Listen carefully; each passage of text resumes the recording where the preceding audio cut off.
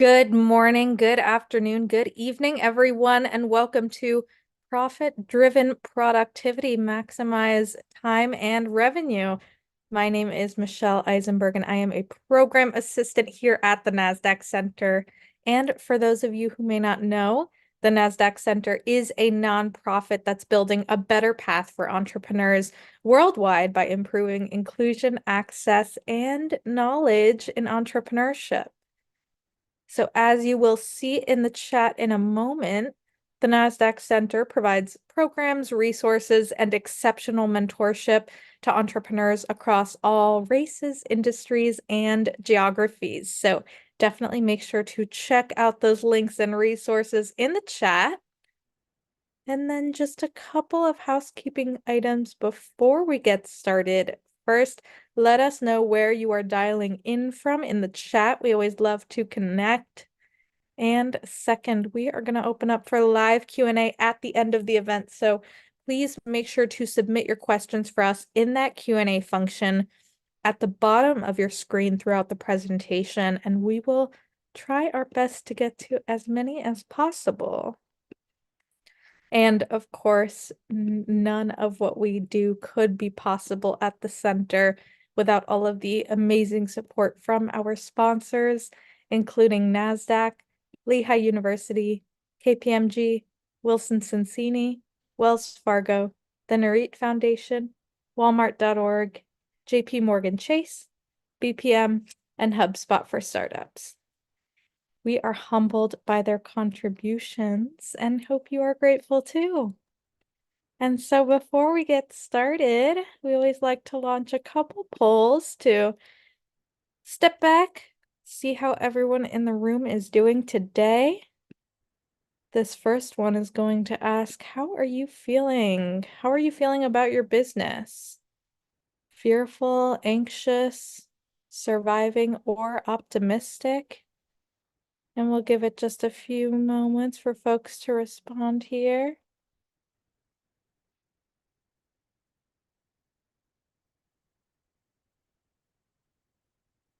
Awesome, awesome. I'll give it one more moment on this poll.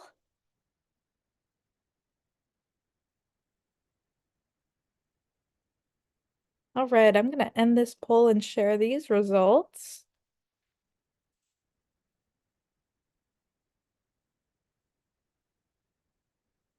All right, looks like optimism coming up in the lead. Always great to see. But we do have some feelings of anxiety and surviving as well. So hopefully this shows you no matter what you are feeling, you are not alone. And I'm very confident that our presentation today may help alleviate some of those anxious feelings. So I'm going to stop sharing this poll and launch that second one. What is keeping you up at night? Is it finance, sales, marketing, scale, pivot, team, or surviving? And this one just helps us understand your current needs as an entrepreneur so we can make sure that the programs and resources in development are valuable for all of you. Awesome. We got folks from San Francisco, DC, Alabama, Georgia, Texas, Pennsylvania, Syracuse, Chicago, Illinois, Colorado. Awesome. Welcome, welcome everyone from all over the place. Florida, awesome. All right, I am going to give this poll one more moment. All right, I'm going to end this poll and share these results. Awesome. All right, sales coming up in the lead, marketing and finance close behind, but we got needs all across the board here. So this is wonderful. Thank you all so much for participating. I am going to stop sharing that poll. And without any further delay, please join me in giving the warmest welcome to our special guest, Jamila Payne, founder and CTO at Daily Success Routine. Jamila, so excited to have you on for this topic, and I am going to pass it right over to you. All right, awesome. Thank you, Michelle. Excited to be here and excited to be with everyone that made the time to join today. So give yourselves, a clap for making this time to show up. I know it's not easy as a business owner to kind of take time away and do these sorts of trainings. You're trying to build the business as well as grow personally. So kudos to all of you for being here. So I'm going to go ahead and share my screen and get my presentation going for you. Just give me a 1 in the chat, everyone. If you are ready to go, you can see my presentation fine. And if that's the case, once I see those ones popping up, we will go ahead and get this party started. Okay, perfect. I see those ones. Okay, there we go. It's nice and big now, Narissa. Okay, awesome, awesome, awesome. So today we are talking about profit-driven productivity, basically how your business can maximize time and revenue. And I want to preface this by saying this is really important that you not only think of productivity in terms of like getting more done, but it's getting the right stuff done, right? The stuff that's going to drive the success and the revenue of our business. Okay, so I want you to kind of come into that with this specific lens. So a quick little bit about me and kind of why I care about all this stuff. I run a company called Daily Success Routine, which is a coaching and training company. We also offer peer advisory services. I've been a speaker for many years. I wrote a book called From Pain to Power. And my focus has been on helping business owners to increase their revenue, make more profit, and be productive while also blending work and life. So here's what you're going to learn today. We're going to talk about how to focus on the activities in your business that actually drive revenue instead of the busy work, right? Like you got to get out of the busy work. We're going to discover daily routines that top entrepreneurs are using, and they're using to basically hit their big goals and stay on track. And I'm going to share with you basically how to create space for your personal life and your business. Because I know as entrepreneurs, sometimes we feel like I'm too focused in one category, right? I talk to a lot of business owners who right now sometimes feel like I'm not even spending enough time on my business because I got all this life stuff happening. I have kids, I have aging parents, I have this. And so they feel like they're not being able to put into their business. So it's not always just being on the other side of things where the business is taking up all the time, right? It happens from both perspectives. Here's a really important stat that I wanted to share with you. According to Forbes, 72% of entrepreneurs say that productivity directly has impacted their revenue growth. Okay, so again, when you're thinking about productivity today, I want you to think about it from the lens of like being able to level up myself in this way is going to allow me to be able to grow my business.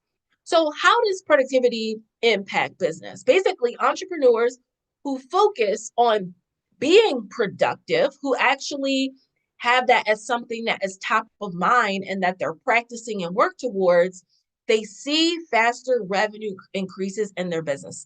In fact, businesses who prioritize high impact tasks are 50% more likely to see revenue growth. Sometimes we feel like we're doing all these things in our business, but the question is, are we actually working on the things that will drive revenue growth? We're going to talk about that today. And then we're going to cover when you focus on tasks that actually drive revenue, right? This is something that can help grow your revenue exponentially. So this is why productivity is so important.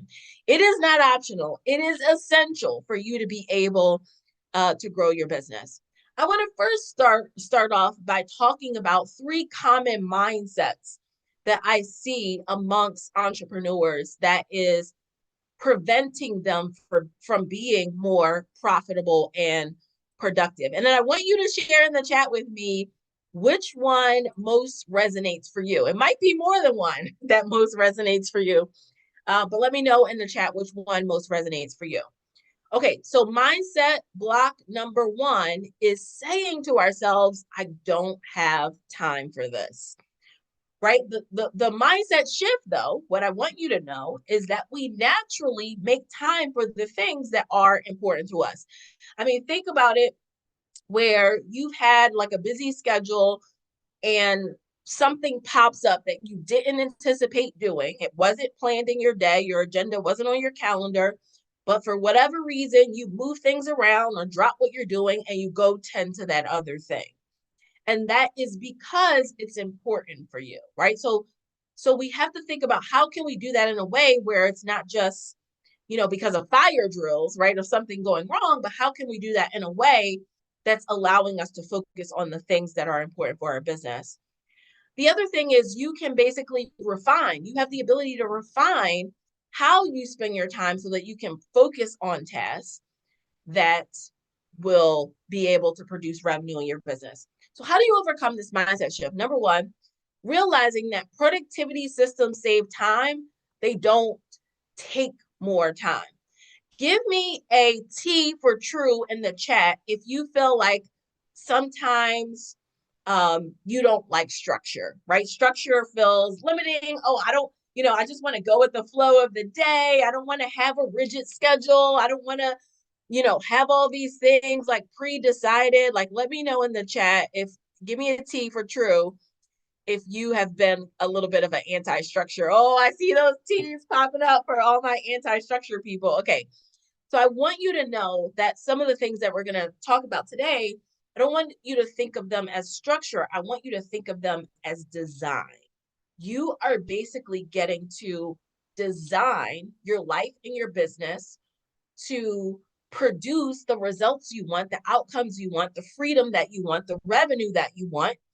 And so I don't want you to think of it from a lens of like, oh, I'm being rigid, but how can I be intentional in a way that's allowing me to design and create what I'm looking for? Okay, so that's the shift. Okay, mindset block number two. This is another big one. Trying to do everything yourself. Okay, I see this all the time with my fellow entrepreneurs as well. But the mindset shift here is reminding yourself, I don't need to control everything and I can actually trust other people to do it as well as I can. And that just comes from documenting what you're doing. For me, this was a big one that I had to let go of because what I found myself doing in my business, like if a team member didn't do something right, and then all of a sudden I was trying to jump, like, oh, it'd just be so much faster for me to fix it than to have them fix it, right? If you resonate with that, let me know in the chat. And what I shifted to was like, oh, well, if the way I do it is so great, why don't I write it down or create a video around it so I can teach other people to do it the way that I would like to be done? And that was a big change for me in my business. It really gave me the ability to, hire people that were not just helpers, but like supporters, actively taking on work so that everything wasn't on my plate. So that's really big mindset shift that we want to make as entrepreneurs. So how do you overcome this? Number one, remembering that delegation is the key to growth. Listen, one of the terms that's bothers me in entrepreneurship, and I don't know if this is true for you. Let me know in the chat. I don't like that term self-made because the truth is no entrepreneur is actually self-made. They had other people supporting them along the way that allowed them to achieve their success, whether that was attending programs like this at the NASDAQ Entrepreneurship Center or having mentors or getting investors or having team members. Like we all have and need help.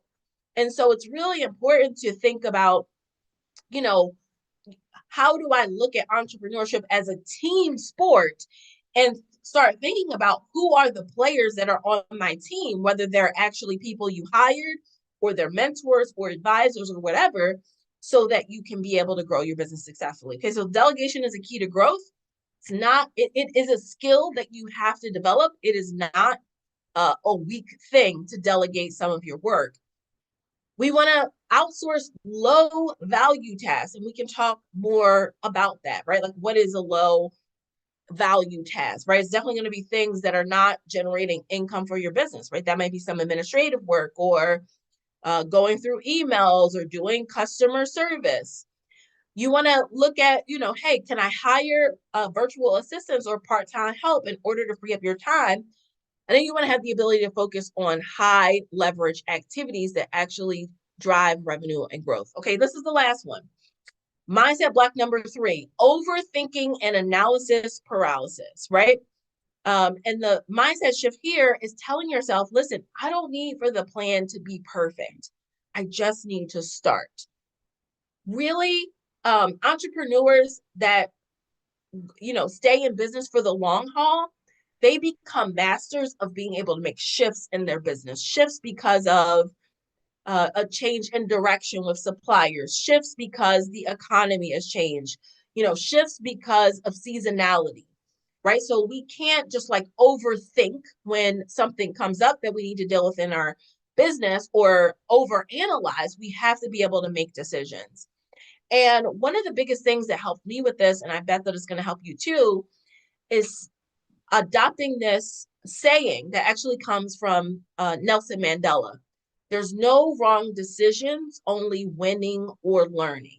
When you start to think of it that way, like either I made a decision and I got the result that I hoped for in making that decision, or I learned something that can help me to course correct or make a different change, right? Like that really, you know, completely changes perspective and making decisions or letting go of fear of making decisions because you don't want to do the wrong thing, right? So that is a really important piece to consider, right? There's only winning or learning.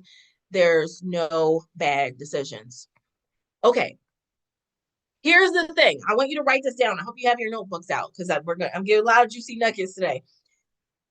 I want you to really think about this. If we're not changing it, we're choosing it.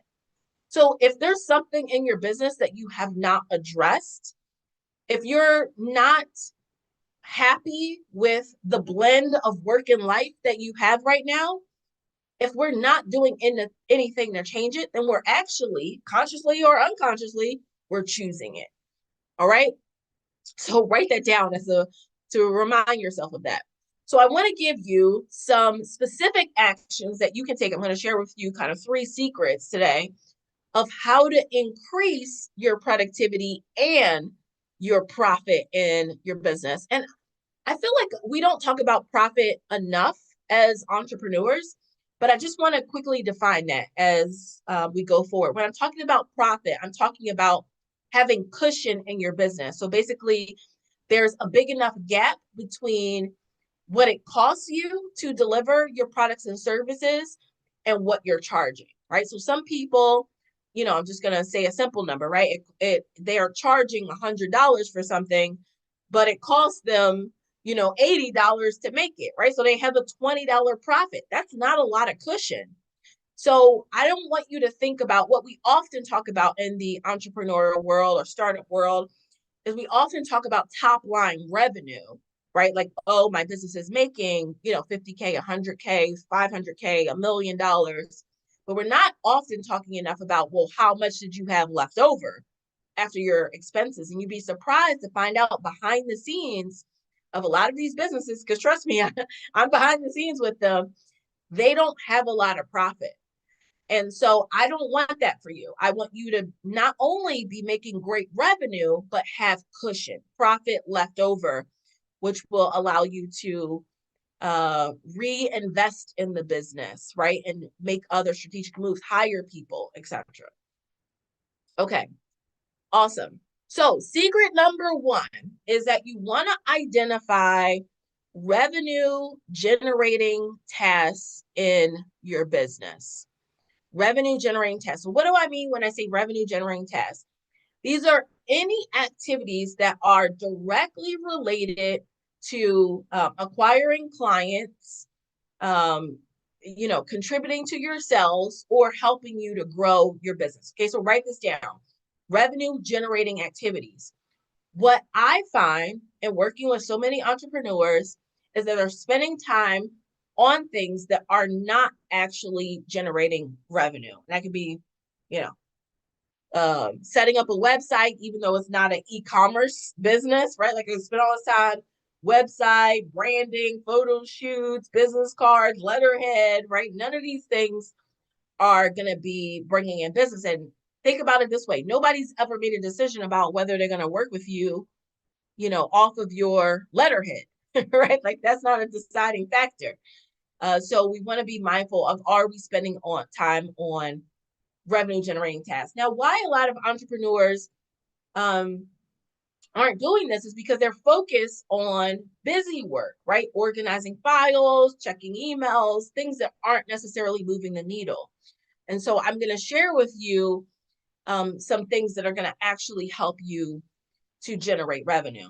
So high impact activities grow your business. These are things that actually lead to new customers, like partnerships, like being able to try to get a partnership with someone else. They lead to growing your profits. Other things like prospecting, so looking for new clients, doing networking event, and I mean intentional networking with your ideal customers or people that could be potential partners or collaborators.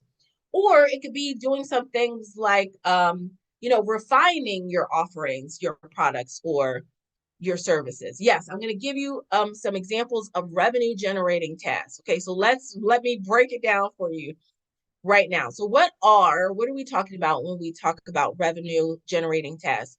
So basically, you want to think about, what are the things that are going to help me get customers? So for example, this could be reaching out to your email list. Now, if you don't have an email list, building an email list is absolutely a revenue generating task. So you want to have, as a part of your regular weekly execution, am I sending out an email message to my list?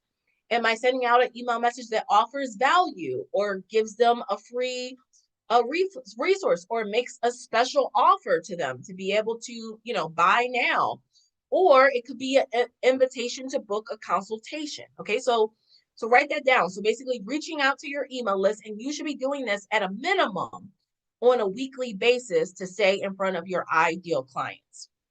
Another revenue generating task would be something like booking speaking engagements. So can you get speaking opportunities that put you in front of your ideal clients, right? So let's just say, for example, if you want to focus on, you know, nurses, right? If nurses are your ideal clients, you know, can you do lunch and learns at hospitals, right? Or at senior centers where you can get in front of some nurses. So you want to think about, like, how can I pitch myself for speaking opportunities that would put me in front of my ideal people?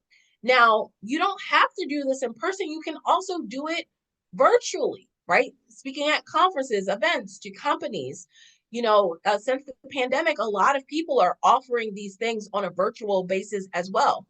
So you can either get in front of other people's audiences, or you can actually start to cultivate your own audience and host your own webinars, workshops, or speaking events on whatever your specific product or service is. Another thing that you can do as an income generating task is leveraging referrals. And I love talking about this one too, because I hear too often that business owners are like waiting around for referrals to happen.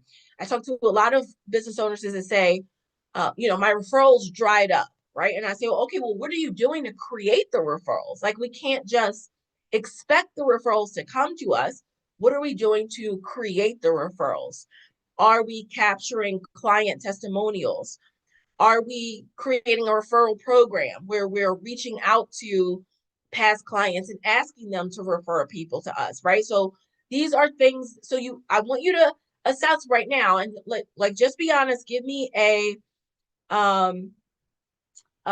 yes or no in the chat if you are spending time on some of these things right now, right? Give me an M for, or maybe like in the middle. Give me an M for middle if you're doing a little bit, but not as much as you could be, right? So yes, if you're doing like, okay, I'm nailing this, I need to do more of it, right? Or no, like not exactly yet, or M, like I'm kind of in the middle. Um, oh, this is a great point. Like, is a value-based email still income generating if there's no paid offer? Absolutely, because a value-based email is nurturing your existing audience, right? So you don't want every single email to be buy my stuff, buy my stuff, buy my stuff, right? You want to also be educating people on how you can help them, educating them on why your products and services are helpful, speaking to their needs, their desires, their problems. So absolutely, like giving value is something that we want to do as business owners. And the way that I like to think of it, and one of my mentors taught this to me when I was getting started in my business, they said, you want to be able to actually be able to get a win for a potential client before they even hire you, right? How can you make a person feel like, man, I actually got something out of this, right? Like I learned something from this person and I'm not even working with them yet. Or like that's the kind of value that you want to be able to deliver to your customers. Okay, I love this. I see a lot of yeses popping up. I see some no's popping up. Um, so a couple of M's in there too. Okay, so we're all in like different places, right? Which is totally normal. So I want you to write down these ideas or, think about, even screenshot, like, okay, these are some of the things that I need to start implementing in my business and as far as revenue generating activities and doing them regularly. And when I say regularly, I mean every single week. Okay.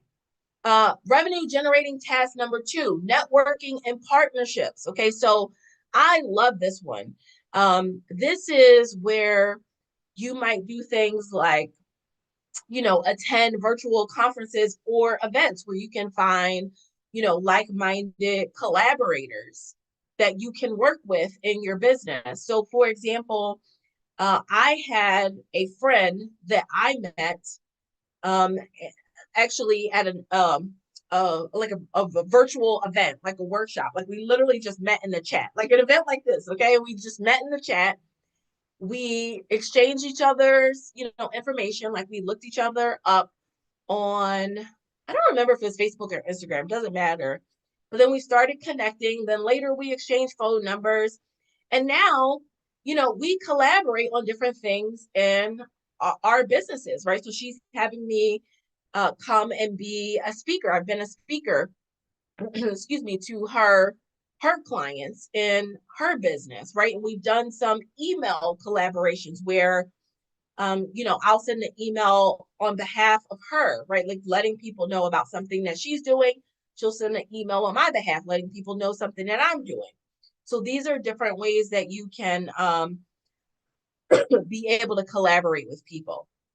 You want to reach out to complementary businesses. So who are some people that are doing something that are similar to what you're doing, but not the same exact thing that you can collaborate, with them. So for example, if you are a catering business that does meal prep, you might look at finding a personal trainer, in your city that you can collaborate with. So they start sending you clients for your meal prepping business, and you start sending them clients for their training business, right? So let me know. Give me an R for resonate if this is resonating for you. If you see like, okay, yeah, I can actually leverage these opportunities. One of my favorite things is what I like to call OPP, other people's people, right? So networking and partnerships is all about how can I get in front of other people's people instead of being worried about like, oh, I don't have a big audience or I don't have a big following. That's okay. You can get in front of other people's people to be able to grow your revenue or be able to get clients before you even create an audience yourself. Okay, good. I see those R's popping up. Okay, so I say I'm doing this today. I'm doing this today. All right. You also want to build relationships with influencers and other thought leaders. And do not be afraid to reach out to people. People are just people. I remember, years ago when I was in college, like reaching out to a famous, like New York Times bestselling author, like multiple books, putting out a book a year, and asking him to do an event for my sorority, right? Like he didn't live in the same place or anything, but I knew he was from um, our city and that he potentially traveled there sometime, like come home and visit his family. So I was like, hey, let me just ask. Lo and behold, he said yes. He's like, oh, I'll be there in, XYZ month and I'll do the event. And he did it for free and everything. So do not be afraid to reach out to other influencers or thought leaders to, create opportunities. Okay, revenue generating task number 3 is content marketing or product development, right? So do you have a weekly cadence of creating videos or podcasts, again, to add value to your audience and be able to make opportunities for them to work with you? Are you looking at developing new products and services, right? You may be getting feedback from your customers that say, they're looking for something else that you might not have. So test it. Like, do they really mean it? Are they willing to make a deposit? And so let me, try some new product development. That might be something that you do. Have you, optimized your website for lead generation? Do you have a way for people to get on your email list? Whether you're doing that from your website or whether you're doing it from social media, right? Like you should have a way for people to be able to get on your list so that you can nurture the relationship so that they can ultimately become clients. All right, so that is secret number 1. Okay, so good. She said, this is so helpful. Good, good, good. I'm so glad to hear that. All right, secret number 2 is that routines create results. Routines create results. So remember how I was talking about all those income generating activities? I want you to think about, how do I put that in a routine? Every Tuesday, I send an email. Every Wednesday, I make a video, or every Wednesday, I go live, right? Like, how do you create that into a routine for your business? Okay, so we're going to talk a little bit more about this. As a business owner, I want you to remember that routines actually drive the results you want. I do not believe in willpower or feeling like you need to be perfectly disciplined, right? Because we can be disciplined to the wrong things, right? We can be disciplined to doing things that aren't actually getting the results that we want. But I want you to think about routines as a way. Many of us have routines that we don't even think about, brushing your teeth every morning. You're not debating that, right? Hopefully not, right? You're just going into the bathroom, doing what you need to do. It's a routine. You don't think about it. When I walk into the house, I sit my keys down on a certain table. It's a routine. I don't think about it. We have these routines in our life. We need to start creating them in our business. Okay. So routines ensure that you are doing things that allow you to get revenue, clients, and also the lifestyle results that you desire. Routines are something that you want to put on your calendar and make them a non-negotiable. Okay, so I want to give you some specific routines that I've helped lots of entrepreneurs implement that have helped them to, increase their revenue, increase their profit, increase their productivity. Okay, number 1 is a process that I call 3x3. Okay, so having a 3x3 routine.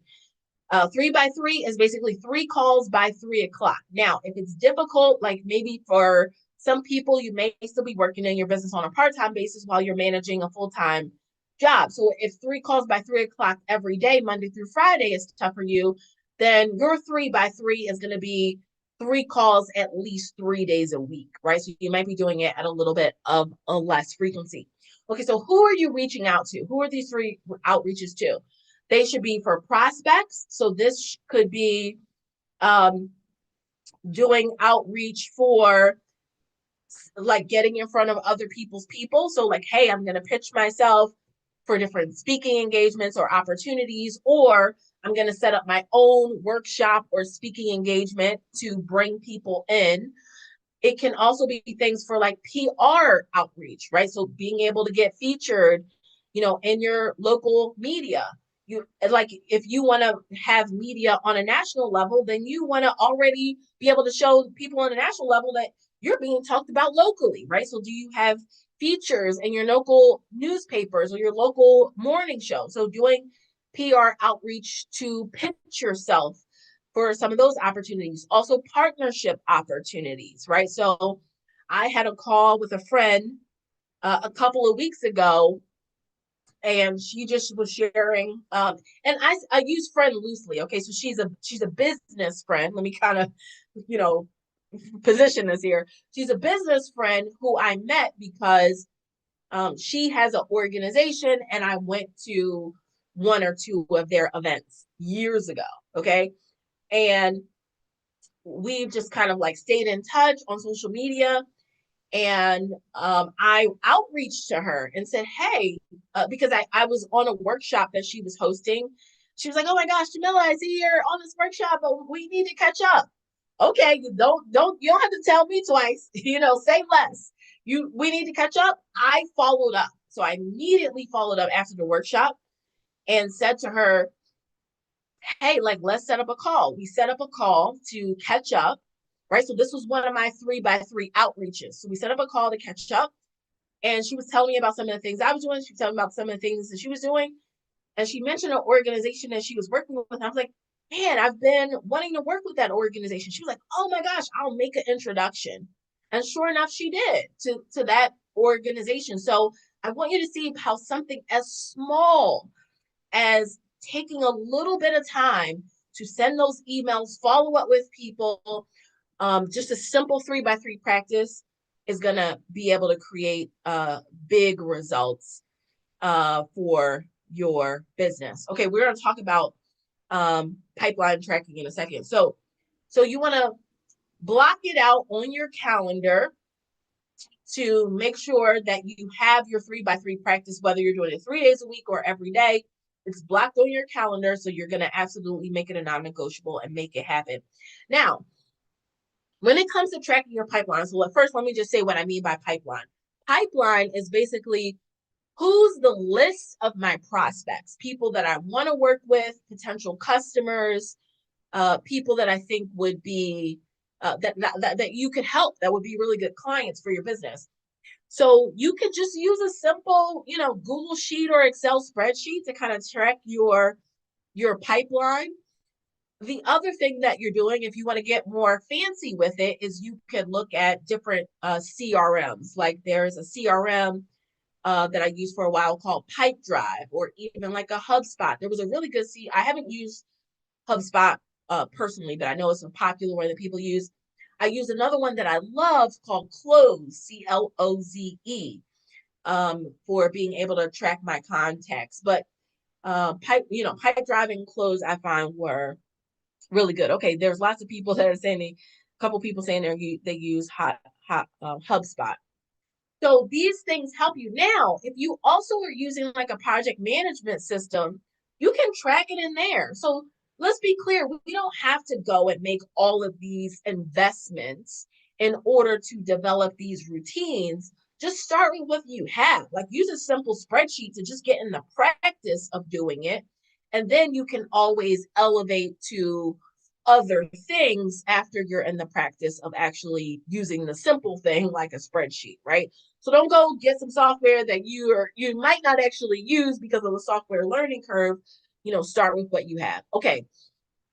Routine number 2 is time-based to-do list. This will be a real game changer if you implement this one. What I find is that for many of us business owners, we create unrealistic to-do lists. This was a really thing. I was at a conference a while ago, and it was a half-day conference, and I was one of the speakers. And when I was doing my talk, I said, okay, just raise your hand if for today you have more than 10 items on your to-do list. And literally almost all the hands in the room went up. It was crazy.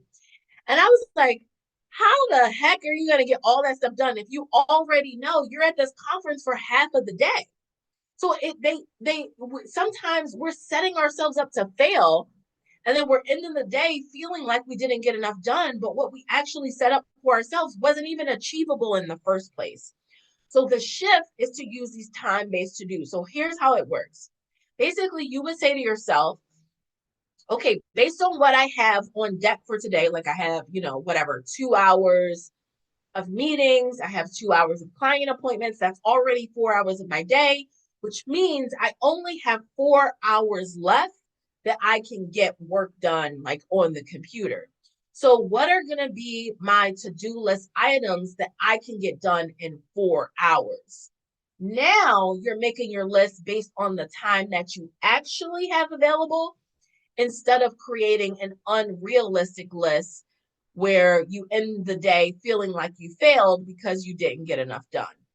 Okay, so this is a really big shift to just say, I'm going to use time-based to do so that I'm setting myself up to win for the day and that I'm not, over promising or over committing in what I'm actually anticipating for the day. Okay, so that is a really, really big one. Okay, here's what a time-based to-do list could look like. So you might say, okay, I'm going to estimate, okay, 2 hours for creating marketing content and the time for prospecting clients, or I'm going to batch write my emails to get ahead, right? So I want you to think about how much time will this take? Now, it won't be perfect in the beginning, right? Like maybe you don't know how long it usually takes you to do these things, or maybe you're just letting the time expand, right? You know that saying, things that expand to the time that you allow. But trust me, if you start setting up goals for yourself, like, hey, I want to knock this out in 2 hours, and you do your best to make that happen, you will really find like the sweet spot of how long it truly takes for you to get something done. Okay, routine number 3 is to plan the week ahead. So this is really about setting aside 30 minutes to an hour.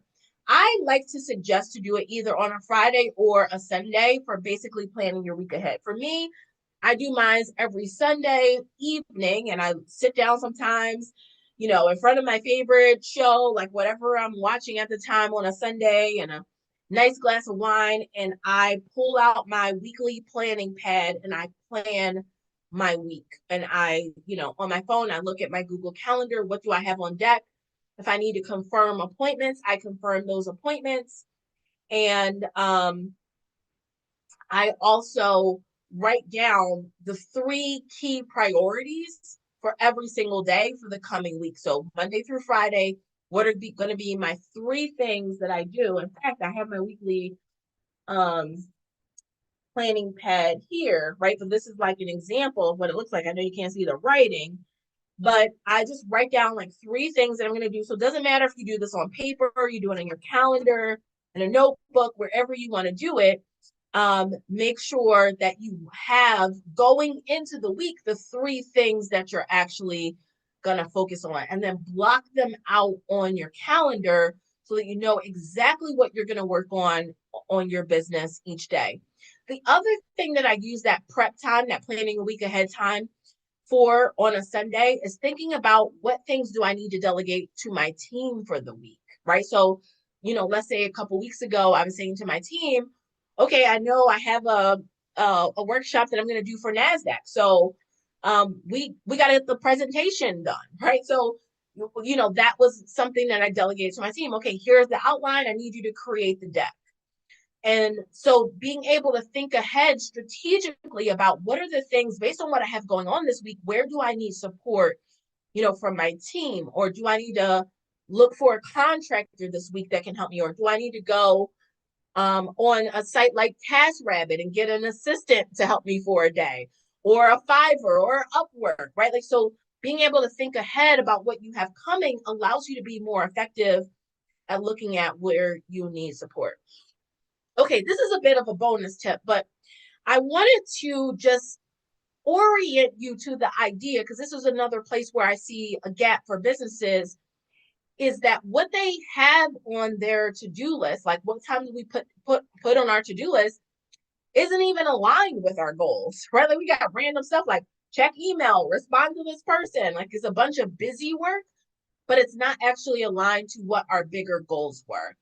So this is just a quick snapshot of how to think about this. So number one, you want to start out with what your revenue goal is. So let's just say if we're looking at this on a quarterly basis, let's say if you wanted to get to, 10K months or 20K months or 30K months or 50K months or 80K months or whatever it is for your business and where you are. So in this example, I'm saying, okay, I want to get to 30K months for my business. Okay, so then you would say, okay, what does that look like on a monthly basis? Okay, that's 10K. Okay, so then what do I need to do as a weekly goal as a business owner? Okay, that's 2,500. Well, what do I need to do as a daily goal to get to a 30K quarter? Okay, I need to sell $500 a day. Okay, so if you have a $500 offer, that means you need one client a day. So do you have your goals broken down to this level? Let me know in the chat. Give me a yes. If you have your goals broken down to this level, give me an N for not yet if you don't have it, or no, if you don't have it broken down to this level. Okay, so I'm seeing a lot of those N's, and that's okay. This is why you're here, right? To learn these strategies. So sometimes as entrepreneurs, we have in our mind what we hope to make in our business, or sometimes we don't even think about it. We just know we want to bring in money. We haven't actually set a goal around what we need to bring in. Okay, so I want you to start shifting that and saying, okay, what do I actually need to bring in my business? Okay, so then the way you break that down into a daily activity is saying, okay, I'm going to send one email per day.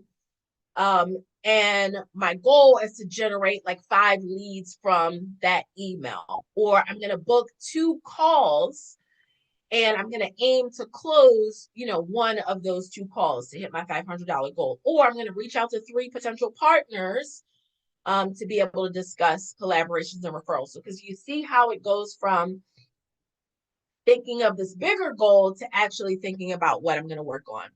All right, so I got to give away for you guys, and we're almost done. I'm realizing the time here. I got to give away for you guys. So I put together like a productivity bundle, which gives you like a training on how to priority block your calendar, how to set these 90-day goals. And it also gives you some of the sheets from inside of our daily success routine planner. So I'm going to just drop that link in the chat there for anybody who wants to grab that freebie. Okay, here's the last secret. Secret number 3, focus on work-life abundance, not on balance. Balance does not exist. Let's just can we just agree to remove that word from our vocabulary, okay? It doesn't exist. And the reason why is like society isn't even set up for balance. Many of us are working, or even when you were in corporate, you might be working 8 hours a day. I mean, it's a 24-hour day. If 8 of it is spent at work, there's no way that things can be completely equal. And granted, for some things, we don't want them to be completely equal. You might love, your spouse or significant other, but you might be like, hey, I don't want to sit around with you for 8 hours a day every day, right? Like, I love the time that we have, this quality time. It doesn't need to be 8 hours a day. So balance doesn't exist. I want you to aim for what I like to call work-life abundance. This is about having a whole approach to your working life. Okay, so I'm going to give you 2 strategies for this, and then we're going to open up the Q&A. So start thinking about your questions, or you can drop them. I think there was a question box. You can drop them in the question box or put them in the chat. Okay, so here's a strategy that I use that worked like gangbusters for me, and a lot of my clients have implemented this too. Okay, so here's a strategy. I call it 3 fun things. So here's how it works. You're going to decide. So if you feel right now like you're out of balance when it comes to running your business and your life, and I was at a place where I felt like I'm not having enough fun outside of work. Work is fun, but I'm not enjoying other parts of my life. So I implemented, this was years ago, I implemented this 3 fun things strategy.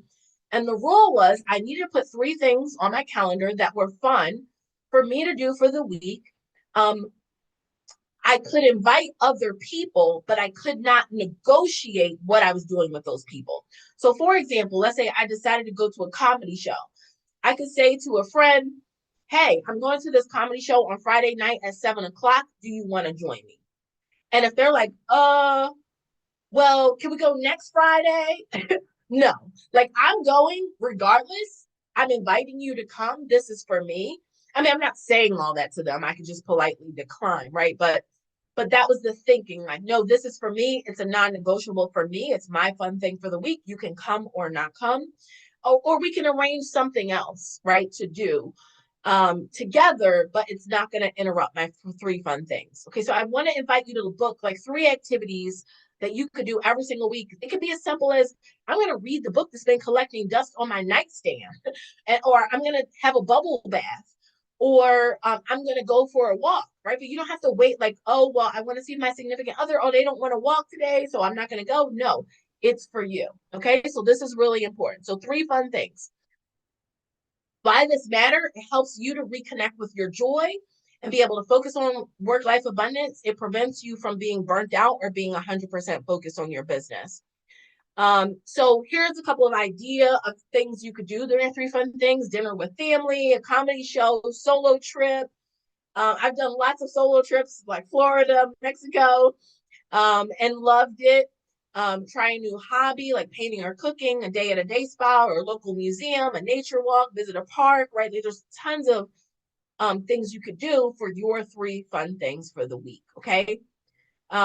Now, here's the second strategy. Second strategy is to book reoccurring self-care and lifestyle appointments. So one of the things I've had my clients do is like you book a monthly massage or every other month massage, right? Depending on, what works for your life and your budget. Um, for gentlemen, you might be booking your regular haircut, or ladies, your haircut or color or your blowout. So let me give you some ideas of recurring appointments, right? So hair, nails, massage, date nights with your significant other. If that's important to you, book a recurring appointment, because that allows you to, if you have kids, get a sitter. It becomes a non-negotiable. It's already planned in the calendar. And something like your romantic life is important to you. You're not leaving it to chance, right? Like you're having it booked just like you would book anything else, right? Personal exercise, meditation time, hobbies, fun time. These are all things that you can implement. Okay, so let's recap. So first we talked about identifying the revenue generating activities that you can implement in your business and making sure that you're focusing on them every single week. I want you to build routines in your business. I gave you, I think 4 different routines that you can implement in your business to make sure you're focusing on things that are going to drive revenue. And then in terms of work-life abundance, making sure you blend work and life, trying like the 3 fun things, or setting up some recurring appointments for yourself. Okay, so I want to hear in the chat, what are your biggest takeaways? And then we're going to open up for Q&A. What are your biggest takeaways from today? And also I've been doing this lately with some of my talks. If you're feeling like I need help to implement, I'm happy to offer a 30-minute strategy session to help you decide on what are the income generating activities that you are going to implement in your business. Because I'm all about taking action. Like if you know nothing about me from this session, I'm all about taking action. So I want you to take action on what you learned today. Now, let me give a caveat here. I opened up some spaces on my calendar before this event. They're going to go fast. Okay. So if you're interested in a 30-minute call, because I'm doing another talk like this next week, grab it now. Okay. So I dropped that link into the chat as well. And then I'll just also finish with my contact information. So thank you so much for today's session. And, let's go ahead and get started with the Q&A. And I'm happy if you guys have a couple of extra minutes. I want to try to answer as many questions as possible. So I'm totally okay to spend a couple of extra minutes to Shannon, I don't usually give away my slides. But I mean, feel free to like take screenshots and all of that stuff of anything that you need. I can go back and take a look. Yeah, and this recording will also live on our YouTube page, so you can There you always go. access the full recording on our YouTube page immediately after this event ends. Okay, perfect. All right. Well, Jamila, thank you so much. That was so incredibly comprehensive. So many great tips that folks can, strategies that they can implement right away, which is always so amazing. And so yeah, let's jump right into some live Q&A. I know we have a couple questions here that are kind of along the same lines of, and I think this can be, more of a challenge, especially for those in the audience that are solopreneurs. Um, you know, kind of, and I know we're trying to move away from the word balance, but kind of, it, how can we balance the time that we give and the resources, effort, whatever it may be that we are giving to non-revenue generating tasks, maybe it's like administrative stuff or whatever, versus, those that are revenue generating or just those that are specifically in alignment with like goals that you've set for yourself, because I think it can be hard to really figure out how much time should be spent, what could be outsourced, all that kind of stuff. Yeah, great question. So, um, I like to think of this, or one strategy that I use to implement this is having focus days. Mm. So, as a business owner, saying, like, what are those core activities that I need to be focused on? And I call them the five profit centers, right? So, that's going to be your sales, your marketing, operations, finance, and client delivery. Okay, so I'll say those again: sales, marketing, operation, finance, and client delivery. Those are the five profit centers, basically, what we need to be focused on in our business. And so I'll say, okay, I'm going to make sure I have a little time in the week to focus on these five profit centers, right? So on the client delivery side, that might be client calls, right? So I have, whatever 10 hours a week that's going to be spent on client calls. On the finance, let's say if you need to send out invoices, then I may say, okay, I'm going to make financial Fridays, and every Friday I'm going to send out invoices. Or I like the theme and make money Monday. Let's send out invoices on Monday. Or you may say, okay, like for me, a Tuesday is a content day for me, so I'm creating content. So the first thing you need to do for the areas of focus that you have for your business, you want to make sure that you have those things set up on your calendar. And when I say a focus day, it doesn't mean you're going to spend all day on that, but at the very least, you have a block of time to focus on it on a specific day. And then you're also, priority blocking. And I gave you guys a training on priority blocking in the freebie. You're priority blocking the lifestyle stuff. So the recurring appointments for self-care, the date nights with significant others, the time with your kids. So those things are also on your calendar. This is how you really start to blend work and life. Yeah, super helpful. And it's kind of incorporating a lot of these, like smaller strategies that you went through. And I love this whole idea of, kind of aligning themes to, the days of the week or whatever it may be, whatever kind of pattern works for you. But I think that kind of thing can be really helpful. And yeah, it doesn't have to be 100%, but just having that focus can be really beneficial. So amazing. Awesome. So we have another question here. And I think this is kind of I just want to dive a little bit deeper with this individual that was asking about, like pipeline tracking because they were, also talking about like the follow-up and for those that have like a growing network or growing sales pipeline, and especially, for those who are solopreneurs or who have smaller teams, how can you kind of, manage that scale of follow-up amidst all of the other things that need to be done for your business? Yeah, it's a great question. So I highly leverage the 3x3 strategy for that. Yeah. So if I have blocks on my calendar every single week for my 3x3 outreach, my follow-up is going to be part of that. Yeah. So when I first started like pipeline tracking, I initially used a spreadsheet. Then I upgraded to something like Trello, where you have the different boards in there. And I would move people to different stages, like this person has been contacted. We have a meeting scheduled. We have, here's when I'm supposed to follow up, right? So I had a tracker like in Trello that helped me to manage those things. But just doing these things simply, anytime I'm on a call with someone, I make the habit of booking the next call. And I put that right in my calendar. I send them a calendar invitation. I had um, a gentleman that I met at a networking event back in October. We had a call, I think it was in November, and I said, and he said, hey, I would like to move forward. I'm not ready to get started yet. Perfect. Let's touch base in January. And we made an appointment for yesterday to touch base. I created a calendar invitation right away. I sent him the calendar invitation. It's on his schedule. It's on my schedule.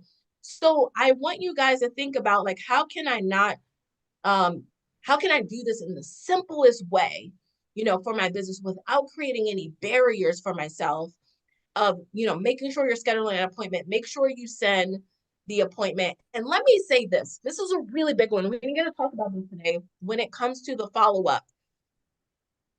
Business owners, we got to make sure we are managing our inboxes. You have to make sure, like for me, my goal is to usually have no more than 20 emails in my inbox, 20 unread messages. There's some weeks where I get to 100, but by the end of the week, I'm clearing it down. Right now, some of us actually have money sitting in our inboxes of messages that we have not responded to or that we're delaying responding to. So that's another important part of the follow-up. Like, you can't be on top of your stuff and following up with potential customers if you're not even managing your emails properly. I can't tell you how many clients that I've talked to. I had a client that I met with a couple of weeks ago, and she said, Jamila, I hadn't been checking my email, and I saw somebody reached out and said they wanted to hire me, but I saw it 2 weeks later. When I finally reached back out, she had already hired someone else. Yeah. Ugh, that's a hurt piece. I don't want that for you. Okay. So when it comes to the follow-up, let's also think about how can we make sure we're set up for success by being on top of things like our calendar. She said my follow-up game is horrible, but not anymore, right, Miss Riley? You're gonna work on it, okay? So this is perfect. Awesome. Yeah, such a challenge, but yeah, I think that a lot of what you just talked about really resonates with the founders in the audience today. And it's really part of, just making sure you're blocking it in, making it a non-negotiable, just like those others, and baking it in there. So that's wonderful. I think we have time for one more question, and I just wanted to quickly address this question. For those who maybe do have a team, how can you maybe encourage these kinds of productivity practices and strategies among those team members in the work that they do? Yeah. So one of the things you want to do, and I've seen this be effective in a lot of businesses, and I do it in my company as well. When I'm learning different strategies or implementing different strategies, I will teach them to my team. So when you are hired in my company as a part of the onboarding process, you learn how to priority block your calendar. Yeah. That's something that I teach my clients. It's something that I teach my team.